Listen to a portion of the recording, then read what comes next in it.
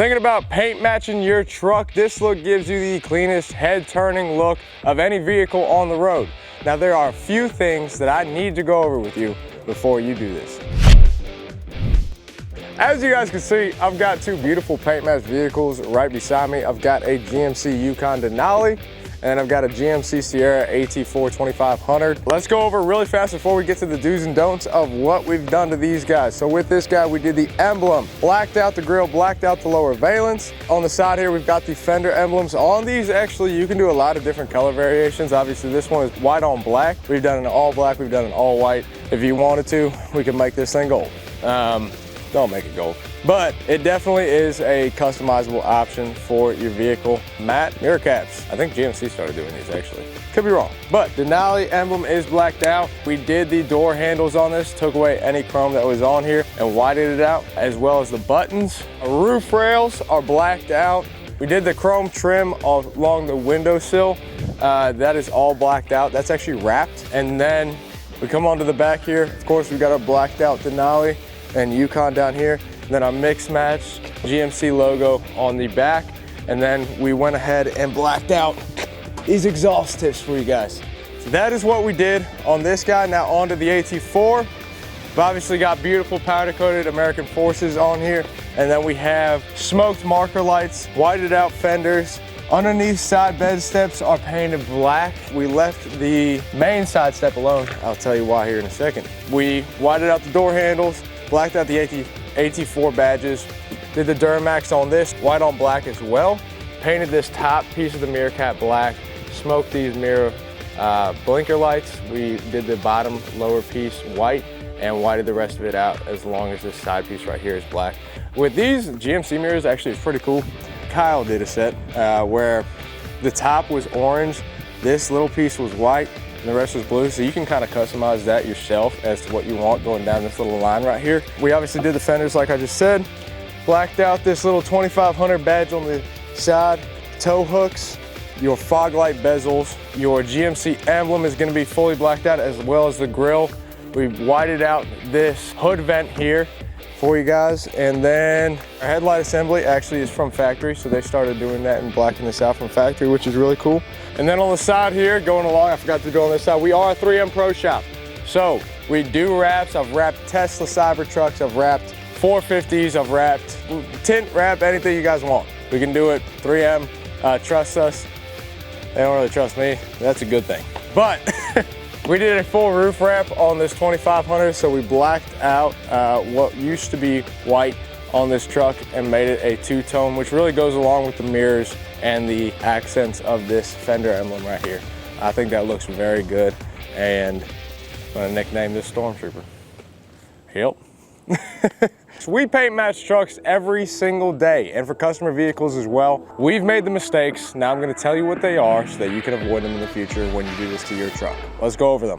So first off, when it comes to any truck in the world, or SUV, or a Mazda 3, if you're paint matching it, make sure that you realize that this process is tedious. When I was younger, I saw a guy paint matching his truck. He's just on one knee, had a spray gun just going, and it was just little, it wasn't a spray gun, it was a paint can. And he was just, and I thought it was the coolest thing in the world. I was like, oh my gosh, this is gonna look sick. Next week I went there, his truck was ruined. With this, it's a very tedious process. So in going and doing a paintwork job, taking off these emblems, look, we'll pull it up here. Most of our trucks look crazy the entire time the paint match process is going off. The grill is off, the mirrors are off. We'll take the doors off, we'll take the hoods off. If we're going and doing it in the same paint job, they're up there for like 3 weeks getting the paint job done. I'm doing a paint job right now for a guy down in North Carolina, and we're gonna have his truck for 5 weeks because he is repainting everything.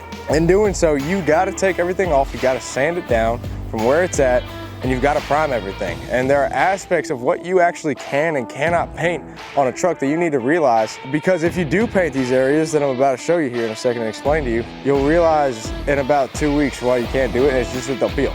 They'll peel, or they'll bubble up, they'll crack, they'll be very susceptible to rock chicks, and in that case, there is stuff you can do, which I'll go over. But to go over those spots real fast, if you want to follow me on back here, the bedside you'll see you got these steps. These steps are attached a textured plastic. Anything textured plastic, just do not paint it. Obviously underneath is fine, but anything textured plastic, especially if your foot is going on there several times a day, or even if you go on it once, that's all it takes for that paint to peel off. Because it's a textured plastic, it's not going to adhere to the paint as well as metal does, obviously. These, we can't warranty it. There's just no point in warranting this. We just set ourselves up for failure. That being said, underneath is fine. You're not gonna step on this guy. Going back here, same thing goes for any of these guys back here. Actually, this entire rear step pad, actually, I would recommend not painting. I'm not saying that this doesn't look phenomenal. If you guys choose to, go ahead and paint it, especially if you're not using it. It's a show truck. That would make sense too. We even used to do it on these beautiful 450s right here. But when it comes to actually using it for anything in your bed, or if you plan on getting up and down this, 5, 6 times, 10 times a day, just recognize what you're getting into, because it will come off. The next aspect of what I want to talk about that kind of goes into play with plastic is these bumpers, right? You hear that? That's metal, which is why painting it works out phenomenally. That's not to say that rock chips aren't going to hit it, because you got cars flying in front of you, rocks are flying at 60 miles an hour. And if that hits it, obviously it's gonna make a mark. But you can protect that by PPFing it. Now with plastic, paint is not gonna sit. I just said that, it's not gonna adhere. It's not a difference when it comes to bumpers. Again, not to say that you can't do it, but if you got a plastic bumper, realize that you are way more susceptible to it peeling. But with metal, guys, if you have metal, just protect it. And honestly, in general, get PPF. Now do replace that PPF after 10 to 12 years, I would say, even sooner if you wanted to. It's just like a wrap. If you keep a wrap on too long, it's gonna be insanely hard to take it off. Over time, if you do keep PPF on a, say, front half hood, right? The half hood of this, if you keep it on here for 20 years, this side might be the correct color of paint, whereas this one's gonna be a little bit burnt by the sun. I just took off a 20-year PPF, and honestly, I was surprised by how little the difference was. If you looked at it real hard, you can see. But it is something to keep your mind on, is that PPF does have protectant properties to the paint color itself as well. But you take it off every 10 years and switch it out just to make sure that it doesn't fully adhere to that paint. We always have a rule. Wait about 2 weeks before you get PPF. So you got your bumper, say you just painted it a different color. Wait about 2 weeks for that paint to dry, 2-3 weeks honestly, for that paint to dry before putting PPF on, because that paint is not fully cured. Paint takes a long time. Drying and curing are two different things. It takes a long time to cure. 2 to 3 weeks is fine. That's perfectly enough time to where this will be cured enough to where if you put PPF on it, unlike putting it on 5 days, and then say you mess something up and you try to take it off, it'll just rip the paint off, right? Same thing goes for ceramic, not as long. Definitely do wait a little bit for that paint to be fully cured, because you are taking machines to it, not even machines, towels, and you're scrubbing a chemical on it. You don't want that paint to be moist anywhere to where it can mix in with the ceramic and then you just get swirls. Wait to do that stuff, PPF a little bit longer, because that is actually adhering to it, and if you pull it off, you don't want it to take that paint away. Now, when it comes to car washes, with any stuff that has just been professionally paint matched, I would definitely not recommend taking it through a car wash. I'm not a big fan of them in general. I've seen plenty of vehicles get wrecked. I have heard stories about bed covers getting wrecked, all this different stuff, right? Car washes are rough. Dr. Suds or something like that, chemical guys, they make some really good products for just cleaning vehicles, even when they are freshly paint matched. All you gotta do is spray it off. Make sure the temperature is right outside so that you don't stick the soap to your vehicle. I would personally strongly recommend doing that instead of taking it through a car wash, where you have no idea how strong the bristles are. They could, with a tank like this, don't do it either way because the wheels are so wide.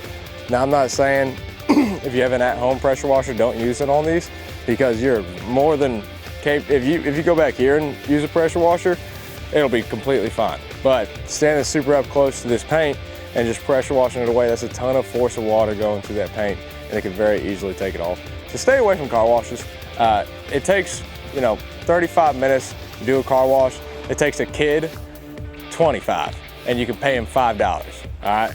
It is a fun bonding activity. I don't know if you used to car wash your vehicles with your it's a fun thing to do. You end up spraying each other, and it's It's just fun, all right? Have fun outside. I don't know what happened to this world where we don't do that anymore. With that being said, this is a tedious process. I hope I made that clear. When you do it right, you definitely want to take this entire vehicle apart. I'm going to re-emphasize what these trucks look like when we are actually getting them done. They are taken apart and torn apart. Each piece gets individually sanded, individually primed, and individually painted, and then dried, and then painted again, and then dried, and then painted again. And so, with that being said, it takes a while. Don't do the cheap option. It ends up looking crappy, and your paint's not gonna last. Now, a paint shop where they say you're gonna, repaint the whole front end, that process should take at least a week. If it doesn't, check out their process, see what they're doing, because you want your paint job to come out looking clean and being a decent, durable paint, and also matching properly. A real shop should always match it properly to the vehicle. So when it comes down to it, those are the mistakes. Do not paint plastic, please. And if you do, don't. When it comes down to it, the other one is gonna be protecting your vehicle. Always do PPF. Do not go through car washes once getting your paint freshly done. Wait to get PPF, wait to do ceramic until it is fully cured. Always remember to go to a professional, because that's important. If you do it and you spray paint a can on the side of the road onto your vehicle, it's gonna look like crap after 2 weeks. And why? But anyways, those are the mistakes you gotta worry about. At the end of this video, I want you guys to listen to an important message about our 4-H youth livestock shirts that we give to charity. So with that being said, those are mistakes you should avoid when painting your truck, and how to keep your paint pristine through the entire process and after. If you have any more questions about paint, or if you're looking to get your truck painted, please give us a call at 301-694-4642 or visit KreitzCustoms.com. My name's Pete. We got a full team that would love to help you guys out. And if you want to just stop by and see us in person, please come on down. We are going to be at the Great Frederick Fair this year. So if you guys want to come out, see so many of our trucks lined up for the tractor pull. We would do the entrance where we pull in about 50, 60 trucks into that tractor pull. It is a sweet thing.